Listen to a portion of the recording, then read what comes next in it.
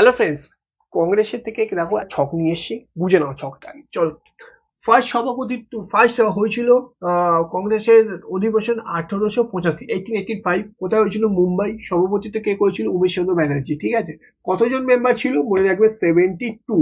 Second হয়েছিল 1886-এ, স্থান ছিল কলকাতা। কোথায় সভাপতিত্ব করেছিল? দাদাভাই নওরোজি। দাদাভাই নওরোজিকে কিন্তু দি গ্রেট ওল্ড ম্যানও বলা হয়। ঠিক আছে, দি গ্রেট ওল্ড ম্যান। ওকে। থার্ড হয়েছিল 1887। কোথায় হয়েছিল? মাদ্রাসে। সভাপতিত্ব কে করেছিল? বদরুদ্দীন তৈয়বজি। ইনি হলেন ফার্স্ট মুসলিম সভাপতি। ঠিক আছে। তারপরে হয়েছিল 1888-এ। কোথায় হয়েছিল? এলাহাবাদে। সভাপতিত্ব কে করেছিল? জর্জ ইউল। ইনি ছিলেন প্রথম ইংরেজ সভাপতি, ইংলিশ প্রেসিডেন্ট। ঠিক আছে, তো আশা করবো ভিডিওটা তোমাদের ভালো লেগেছে।